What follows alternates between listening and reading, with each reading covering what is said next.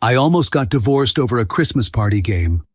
Not because my wife cheated, not because someone got caught in a bathroom with someone they definitely weren't flirting with, not because the turkey was raw or the tree caught fire. No. This was worse in a very specific modern way. It was humiliating, public, and served with a smile like it was a cute little appetizer. My wife genuinely thought it was harmless. And I was the only person in the room who didn't laugh. Here's what makes it even better. I didn't make a scene. I didn't shout. I didn't do the whole dramatic exit where you grab your coat and everyone gasps like they're watching a reality show. I stayed. I smiled. I played my usual role, and that apparently was what everyone expected. Marissa and I had been together 7 years, married for almost 6. We weren't one of those couples who post weekly relationship essays online about choosing each other. We were normal, mortgage normal, grocery list normal. Whose turn is it to empty the dishwasher? Normal. I'm the steady one, the reliable one, the guy people describe with words that sound flattering until you realize they also use them for appliances. Dependable, calm, low drama. I don't avoid conflict because I'm scared. I avoid it because I don't enjoy pointless noise. I grew up around enough yelling to know it doesn't magically make people smarter. So I'm the guy who keeps things level. The guy who doesn't snap, doesn't escalate, doesn't blow up over dumb stuff. Marissa is the opposite in the best ways. She's social, magnetic, always the center of any room without even trying. She can make friends in a line at the pharmacy. She collects people like souvenirs. She loves hosting, loves gatherings, loves being the one who brings everyone together. Her ideal evening is a full house, music in the background, and someone saying, "Oh my God, you're the best for doing this." And to be fair, she is good at it. The problem wasn't that she had friends. The problem was the dynamic that came with certain friends. Specifically, the ones who treated marriage like a group chat. There was a pattern, and I'm not going to pretend I didn't see it. When Marissa was around her friends, she'd joke about me. Not brutal insults, not cruel, at least not on paper. Little comments. The kind of teasing that sounds cute if you assume the husband is in on it, like, "Cole would eat anything if it comes in a bowl. That's why I married him." Low maintenance. Or, "He doesn't dance. He just sways like a man who's trying to avoid responsibility." People would laugh. She'd look at me with that playful grin, and I'd do the polite smile because it was never worth turning a light moment into an argument. I didn't want to be that guy. The guy who can't take a joke, so I let it slide. Here's the thing about letting things slide. If you do it long enough, people stop thinking it's you being gracious. They start thinking it's you being fine with it. They start thinking you don't mind. They start thinking you don't even count. That's the part no one tells you. Your silence becomes their permission. This Christmas we hosted at our house. Full setup. Lights everywhere. Tree in the corner looking expensive and slightly unstable. Holiday music playing. The smell of cinnamon and whatever candle Marissa bought that had a name like Frosted Desire or Gingerbread Whisper. Our living room looked like a catalog photo, which is a miracle because I'd spent half an hour hiding random clutter in a closet like a criminal burying evidence. Marissa was glowing. She wore this fitted sweater dress that made me briefly forget my own name. Hair perfect. Makeup subtle but sharp. She looked like the kind of woman you'd see at a party and think, yeah, her husband is probably a lucky guy. And I was. I still am, in plenty of ways. That's what made it hurt later, because it wasn't like I was married to some cartoon villain. It was the opposite. I was married to someone who could be wonderful, and still not realize she was stepping on my dignity in front of an audience. Her friends arrived first, because of course they did. They travel like a pack. Tessa was the loud one, the alpha of the group. The kind of person who calls herself brutally honest, like it's a virtue instead of a warning label. Tessa could turn any room into a stage and any conversation into a performance. Brooke was sweet, always laughing, always agreeing, always ready to clap like she'd been hired for it. Dana was quiet, pretty, and somehow always looked like she'd just walked off a photo shoot set. Even her coat looked expensive. Ellie was Marissa's co-worker friend, the kind of woman who speaks in confident conclusions and thinks any boundary is a negotiation. Their partners came too. A couple guys I knew in that vague way, you know, people who have eaten at your house twice. One of them, Mark, had the personality of a beige wall. Nice enough, but if he disappeared mid-sentence, you'd just assume he'd been replaced by a lamp. Javier was the one bright spot. Funny, self-aware, and already making jokes about how his wife had emotionally moved into a Hallmark movie. I played host.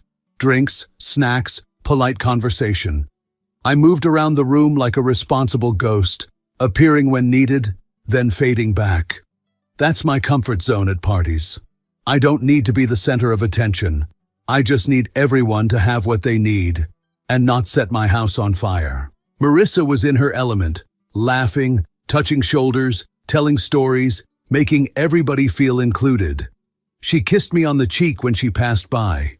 That small, casual affection, the kind you don't think about when things are good. At one point, I was in the kitchen refilling a bowl of chips because apparently adults are just children with money, and I heard the women on the couch. Their heads were close together, whispering, giggling. The kind of giggling that never means something wholesome. This will be funny. No, stop, that's savage. Oh my God, do it. I glanced over.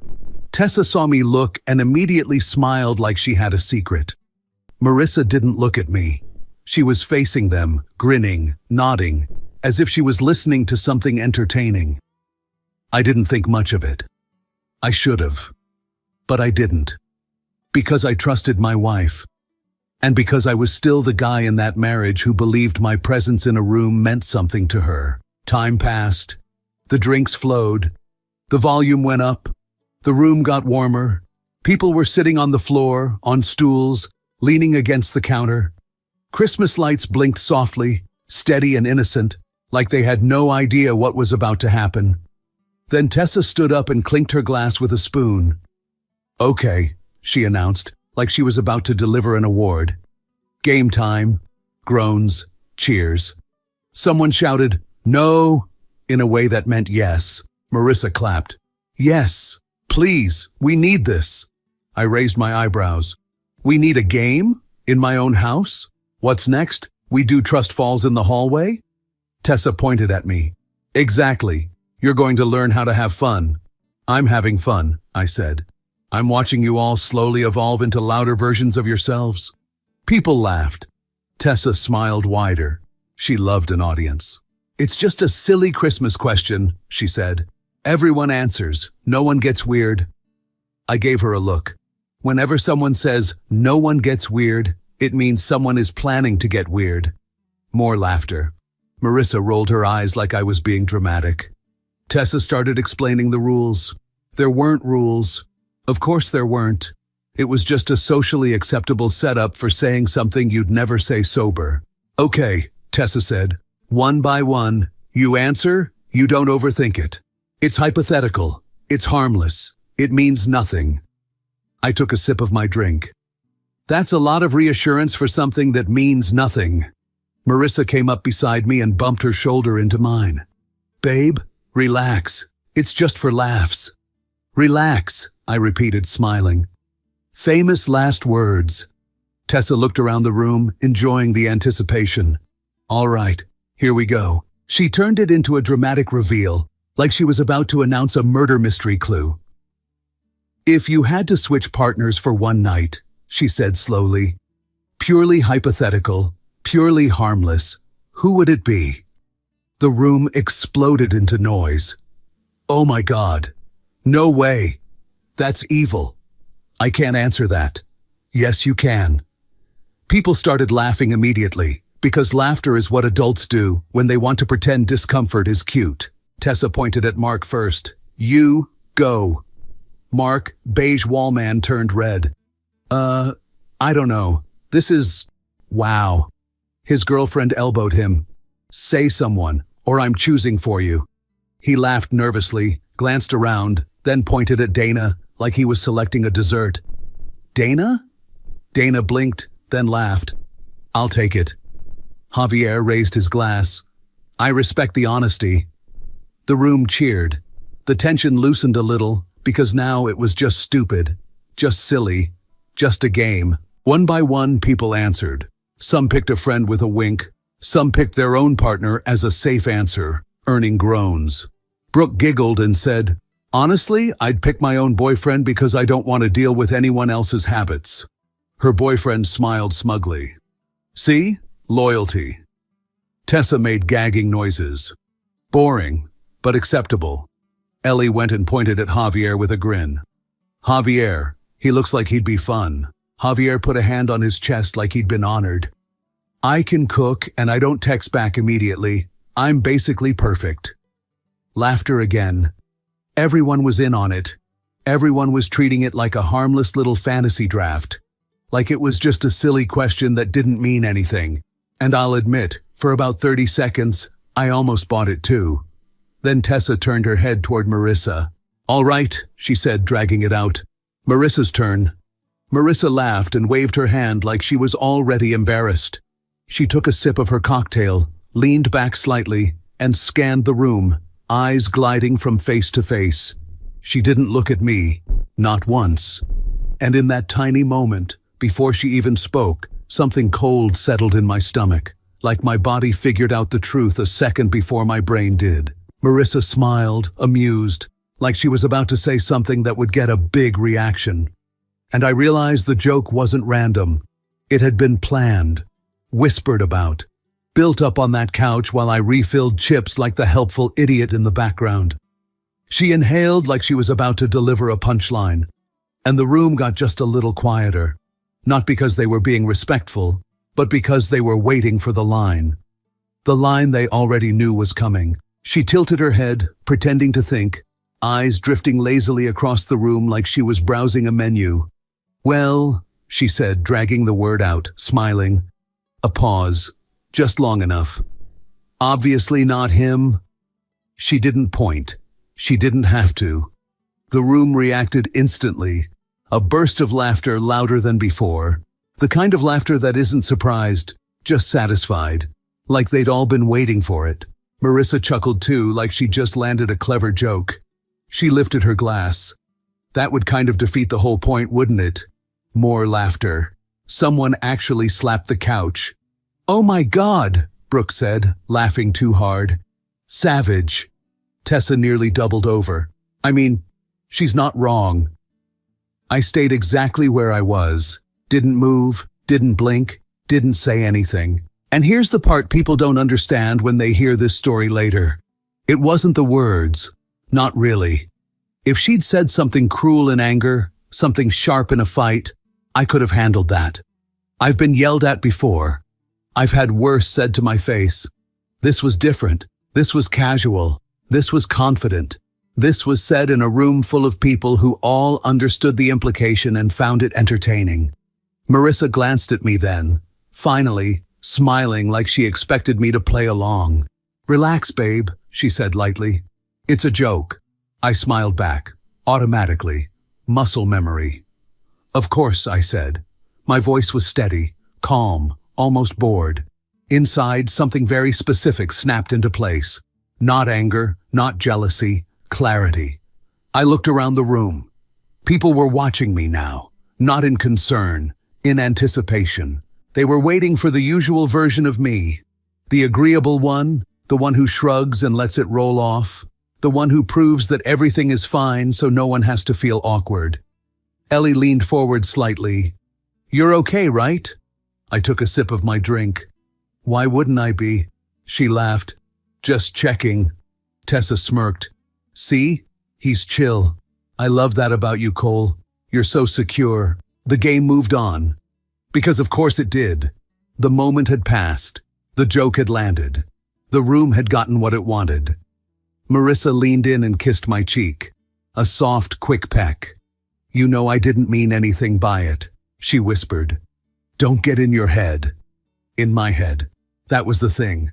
I wasn't spiraling. I wasn't inventing scenarios. I wasn't imagining betrayal. I was just standing in a room where my wife had publicly confirmed that I wasn't even hypothetically desirable, and everyone thought it was hilarious. The party went on. People refilled drinks. Music got louder. Someone started talking about New Year's plans. Life, apparently, marched right on. I stayed polite, engaged, present. But I was done being part of the background. I noticed everything after that. How Tessa made another joke later about switching permanently, glancing at Marissa like they shared an inside joke. How Brooke laughed every time Marissa teased me again, like she was afraid silence might mean disapproval. How no one, not one person, said, "Hey, that was kind of rough." Even Mark, beige wall himself, avoided eye contact with me like he knew something had gone wrong but didn't have the tools to address it. Javier caught my eye once from across the room. He raised his eyebrows just slightly. Not a joke, not a grin, just acknowledgement. That meant more than all the fake reassurance combined. By the time the party started thinning out, I felt strangely calm, not numb, resolved. When the last guests finally left and the door closed behind them, the house felt too quiet. Christmas lights still blinked. Half-empty glasses sat on tables like evidence. Marissa kicked off her heels and stretched. "That was fun," she said, smiling. "We should do it again next year." I picked up a few glasses and walked toward the kitchen. "Yeah," I said. "Maybe." She followed me, leaning against the counter, watching me load the dishwasher. "You were quiet after the game," she said casually. I shrugged. "Was I?" She tilted her head. "A little. But you know how you get. You retreat when you're tired." There it was. The explanation already prepared. The version of me that fit neatly into her narrative. I closed the dishwasher and turned to face her. "Can we talk for a second?" I asked. She sighed softly, not annoyed, more like bracing. "Okay, what's up?" "I didn't like what you said tonight," I said calmly. She blinked. "What part?" "The part where you excluded me," I said, publicly, and then laughed about it. Her shoulders relaxed immediately. "Oh my God, that. Cole, come on. I'm serious." She waved a hand. "It was a joke. Everyone knew it was a joke." "I didn't." She frowned slightly. "You knew it wasn't about you." "That's kind of the problem," I said. She laughed softly, like I'd said something dramatic. "You're overthinking it." "I don't think I am." She crossed her arms. "Okay, so what exactly are you upset about? That I didn't pick you in a hypothetical game?" I met her eyes. "I'm upset that you didn't even consider me, and that you were comfortable making that clear in front of everyone." Her expression shifted. Confusion, not guilt. "You're reading way too much into this," she said. "It wasn't about attraction or value or anything like that. It was just meant to be funny." "For who?" "For everyone," she said. "That's how jokes work." I leaned back against the counter. "So I'm the only one who didn't get it. You're just more sensitive than you think." She turned away, grabbing a bottle of water. "I can't believe we're fighting over a party game." "We're not," I said. She spun back. "Then what are we fighting about?" I held her gaze. "Respect." She stared at me like I'd switched languages. "That's dramatic." "Is it?" I asked. Because from where I was standing, my role tonight was to smile, take the hit, and prove I'm secure, enough not to care. She laughed again, sharper this time. "You are secure. That's why this shouldn't be an issue." I straightened. "Security doesn't mean I volunteer to be the punchline." Her phone buzzed on the counter. She glanced at it. A message from Tessa.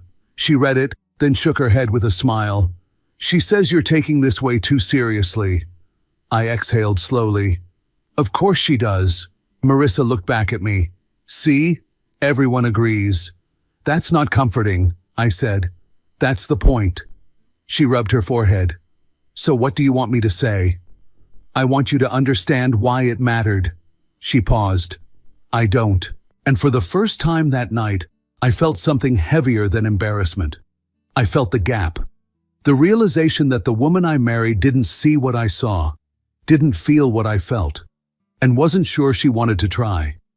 I nodded once. "Okay." Her eyes narrowed. "Okay what?" "Okay, I repeated. Now I know. She frowned. Know what? I looked at her, really looked at her, standing in our kitchen under Christmas lights, confused and defensive, and genuinely convinced she hadn't done anything wrong. I know where I stand, I said. Her face drained of color. Cole, I don't want to be married to someone who thinks that was funny, I said calmly. The words landed hard, not shouted, not thrown, placed. She stared at me like I'd just knocked the air out of the room. You don't mean that, she said quietly. I do, I replied. And if that scares you, imagine how it felt being the joke. She sank onto a stool, eyes glassy. You're talking about divorce? I'm talking about dignity, I said, which shouldn't be a controversial topic in a marriage. Silence stretched between us. Outside, someone's Christmas lights flickered on and off. Inside, something fundamental had shifted. And whether we fixed it or not, one thing was certain. I wasn't the man in the background anymore. Marissa just sat there, elbows on the counter, staring at nothing like someone trying to replay a moment and find the exact second where things went wrong. You're really serious, she said finally. Yes. You'd throw away our marriage over a joke? I smiled, but there was no warmth in it. You keep calling it a joke like repeating the word changes what happened. She stood up abruptly. I didn't cheat on you. I didn't flirt with anyone. I didn't touch anyone. I didn't embarrass you on purpose. I was joking with friends. In my own house. Our house, I corrected. She stopped pacing. You're acting like I humiliated you in public.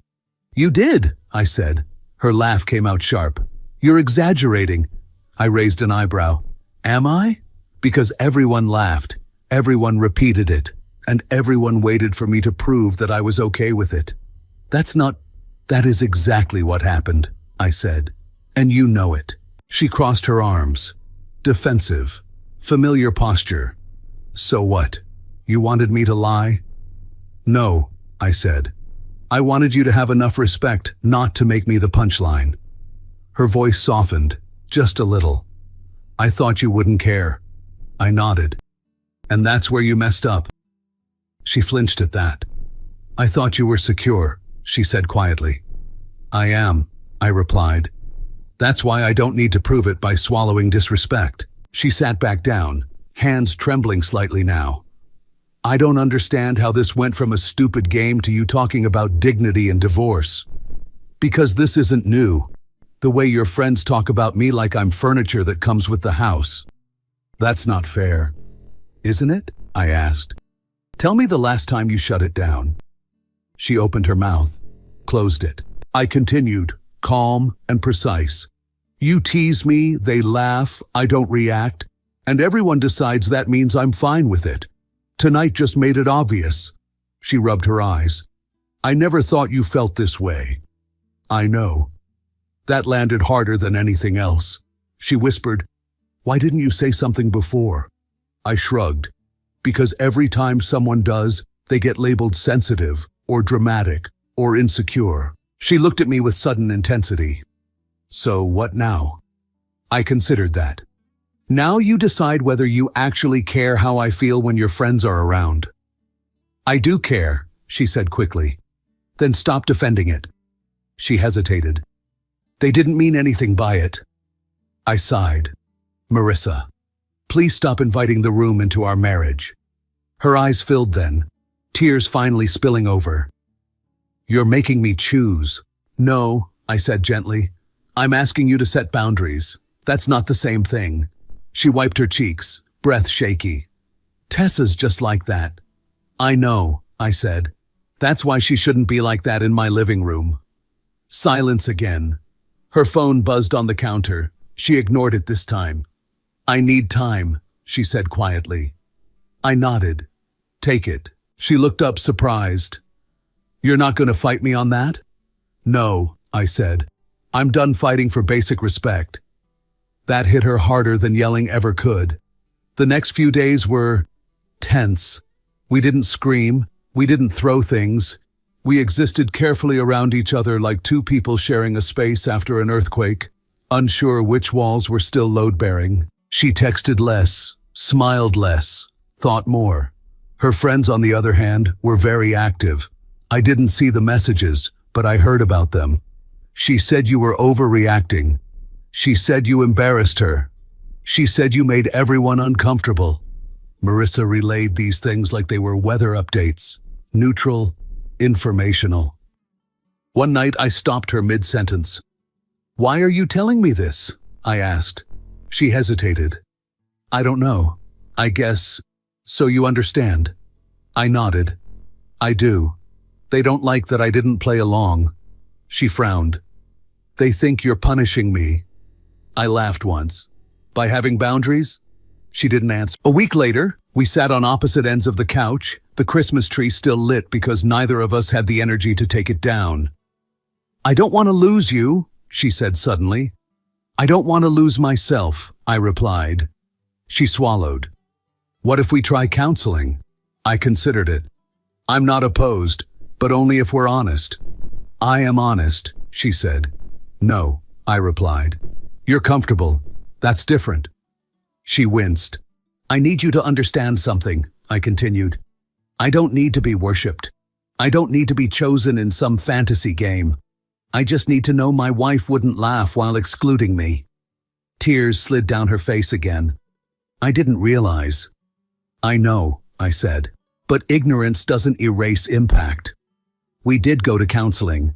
The therapist was calm, sharp, and didn't let Marissa hide behind, "I didn't mean it." At one point she asked Marissa, "Would you have said that if your husband wasn't there?" Marissa hesitated. "Probably not." "Why?" the therapist asked. "Because it would have sounded mean." The therapist nodded. "So it already crossed a line. You just assumed he'd absorb it." That was the first time I saw real understanding flicker in Marissa's eyes. Things didn't magically fix themselves after that. But something changed. She stopped laughing along when her friends took shots at me. She shut things down. Once, when Tessa made a comment about me being safe but boring, Marissa said calmly, "We're not doing that." Tessa blinked. "Wow, someone's sensitive." Marissa didn't laugh. "No, someone's married." That moment meant more to me than any apology. We're still together. Not because I swallowed it. Not because she won. Because I spoke up. And because she finally listened. And if there's one thing I learned from that stupid Christmas game, it's this. It was never about switching partners. It was about whether I mattered enough not to be excluded, even hypothetically. A few months later, we hosted another gathering. Smaller this time. Fewer people, less wine, more intention, no games. I noticed the difference immediately, not in some dramatic cinematic way. Just subtle shifts, the kind you only notice when you're paying attention. Marissa stayed closer to me, not possessive, not performative, just present. When someone joked about relationships being temporary contracts, she changed the subject. When Tessa started one of her familiar, just being honest monologues, Marissa interrupted her mid-sentence. "Let's not," she said calmly. Tessa blinked, clearly surprised. "Wow, okay." And that was it. No explanation, no apology tour, just a boundary. Later that night, when we were alone in the kitchen, Marissa leaned against the counter and looked at me. "I never realized how often I assumed you'd be fine," she said quietly. I nodded. "Most people don't notice things that work." She smiled faintly. "You still are steady. You know that, right?" "I know," I said. "I just don't confuse steady with invisible anymore." She laughed softly. "Not at me. With me. We didn't become some perfect, enlightened couple. We still argue about stupid things. We still misread each other sometimes. I still load the dishwasher wrong, apparently. But something fundamental changed after that night. I stopped shrinking myself to keep rooms comfortable, and she stopped offering me up as proof that everything was fine.